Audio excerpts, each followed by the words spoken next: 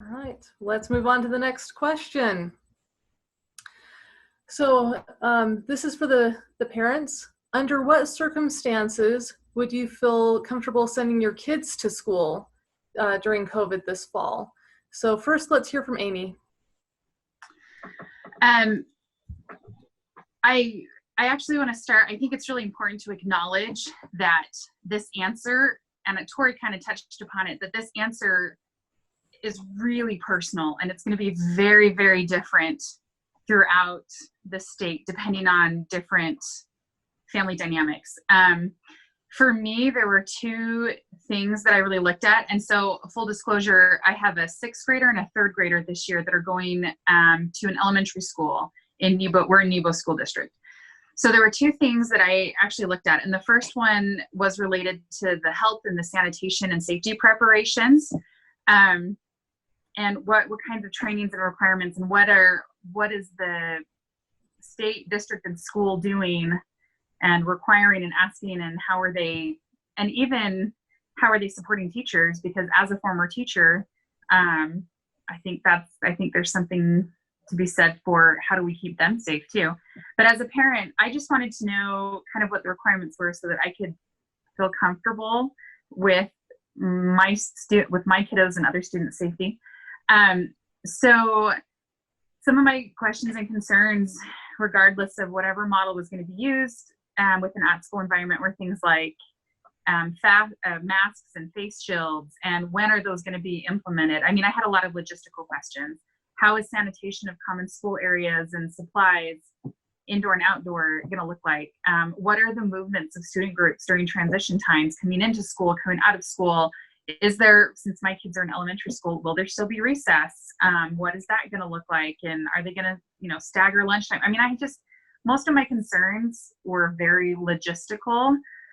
And I've been super, super pleased with our school and with our district. And I can't speak for other schools and other districts, but I would imagine, just based on the friends that I do know that teach in various districts around the state, that a lot of thought and a lot of effort from the educator and administration side within individual schools has taken place. And we've been very well communicated with, and I really appreciated that. The other area is actually not necessarily a safety sanitation area, but I wanted to know what school was going to look like if, for whatever reason, the school had to close. And if there was another school closure, what is online academics going to look like? I was blown away last year.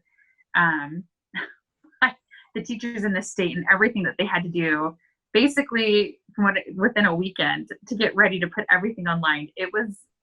I just went, oh my gosh, I cannot believe what they were able to do, and it was amazing. And so just what is that going to look like if that happens again, wasn't just some other questions. And that's not something that I think I'm going to get any answers on until school starts. But that was just, I feel like that was another area that I just was wanting some more specifics on, so I could feel comfortable sending my kids academically, I guess, to school. Yeah, very good concerns. Yeah, lots of logistics. So, Catherine, you'd mentioned previously some concerns that you had. Would you like to share? Sure. I changed my mind probably every 15 minutes about what I was going to do with my kids. And I have four I have one who's going into middle school, and then the others are in elementary.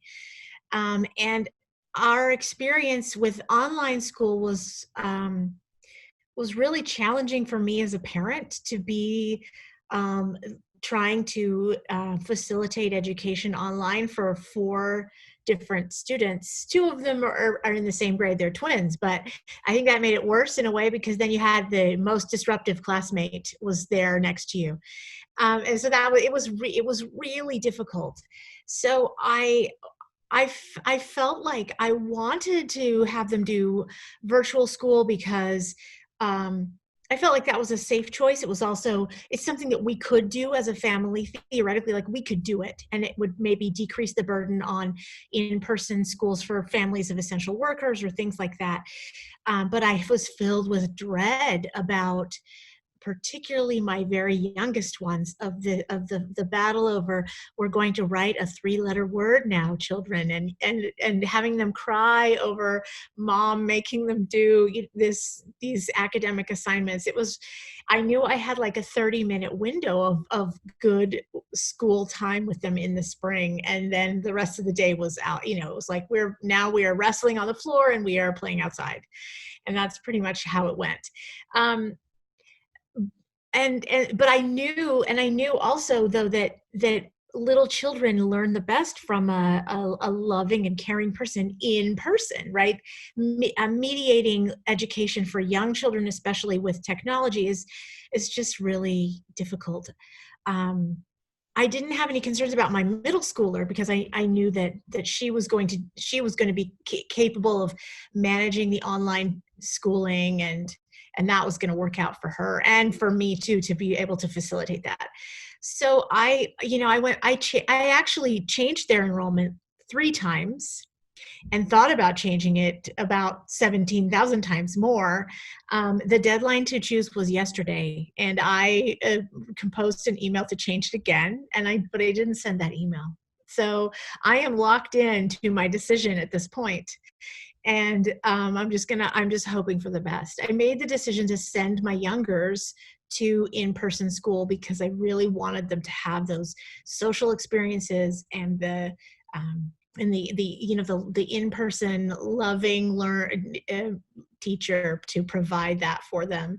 And also I have one who needs some speech therapy, and we did some of that online last year. But when I was observing, I could hear the speech language pathologist say, "Now, can I see your mouth a little bit? Will you get a little closer to the camera so that I can see your mouth as you make this sound?" And so I felt like for services like that, it really just had to happen in person. So these concerns of the needs of our children and the needs for safety, and it's been just really difficult to make the decision, and I still don't know if I made the right choice, and we're just doing the best we can and hoping, I guess. Thanks so much for sharing. Are there any other comments? All right. Next question. So, school nurses are spread thin. How do you feel about beginning the school year with understaffed nurses in a pandemic? And we'll hear from Catherine again. Well, I don't think that my children have ever had a school nurse in their school, or at least not that I've ever seen. Whenever I've gone to the school, there's always been some other staff member who's been, providing a cold pack or a Band-Aid or lie down here if we'll call your parents because you're not feeling well. We in a pandemic, we just increase the burden on those school staff members who will have more concern. A tummy ache now could potentially be a symptom of COVID-19, or just body aches, malaise, all of these things. I think it just sort of heightens the difficulty for our staff members. But I do think now if even if a school has a dedicated school nurse, that's still such a responsibility for that person to have within the school too. Reading the state school board's directives for schools about how they're going to contact people who have been exposed, families and children and teachers and staff members. We've just added a lot of work to our school staffs, and it's concerning. It's just we already ask so much of our schools, and they do such a good job, but we are asking them to do even more. Yeah, very true. Kate, you had mentioned some specific numbers the Center for Disease Control recommended about student nurses. Yeah. I spoke with a school nurse just last week and asked her a little bit about what school looked like for her. And she said that she is assigned to 5 different schools this year. And, but she says in the past, school nurses have been assigned to anywhere like 8, 9, 10 schools, which I think is, it's you don't see your school nurses like ever.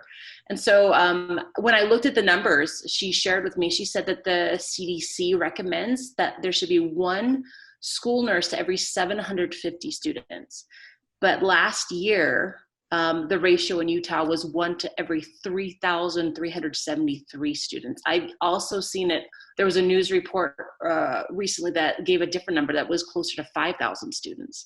So 1 nurse to 5,000 students. And like Catherine said, there's a lot that our school nurses or our school secretaries do. I mean, anytime I go to the office, there's somebody laying in the back with an ice pack, or they're calling mom and dad for something. But there's a lot that we don't know, and a lot that we need our school nurses for. The school nurses also put together individualized health plans for all of their students, and they have to go visit these different schools. And and talking to this school nurse, she sounded kind of frustrated that there's so much expected of her and so little support. And I think that it's important that we support these school nurses too, because their job is equally important as a teacher in their schools. And it would be so helpful if we had more teachers, or more school nurses, so that we can get the help and the resources that we need, particularly in the time of COVID, where they know more about what's going on than we do. And so, and obviously it changes, it continues to change all the time, but I'm thinking that they're more likely to be in tune with what's going on than me. I've got other things that I need to worry about. Yeah, definitely easier for them to understand the directives that are coming down. Mm-hmm. So any additional comments?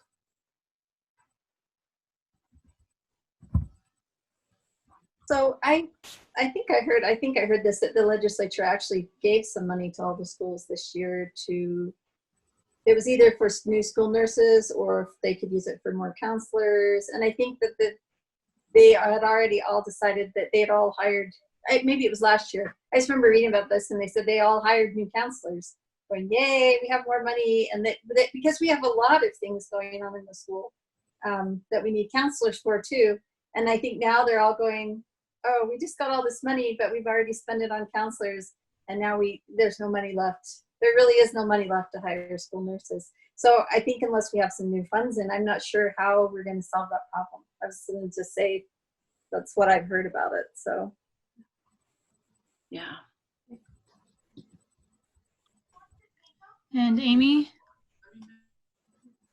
Well, just as you guys were talking, and I know this isn't necessarily a problem-solving panel, but I was just thinking, I think this is where districts and schools and legislature has a real opportunity to do some problem solving and outside of the box thinking. And in this case, specifically with school nursing and the shortages that we have there, I wonder if there's a way that we could start community outreach programs we've got all this medical personnel that if maybe they could volunteer an hour a week and go be assigned to work with the school. Or, I mean, I feel like we have in Utah a ton of medical personnel. We've got great nurse training programs at, the local universities. Why can't we find ways to tap into that potential, similar to we do with teachers in training, with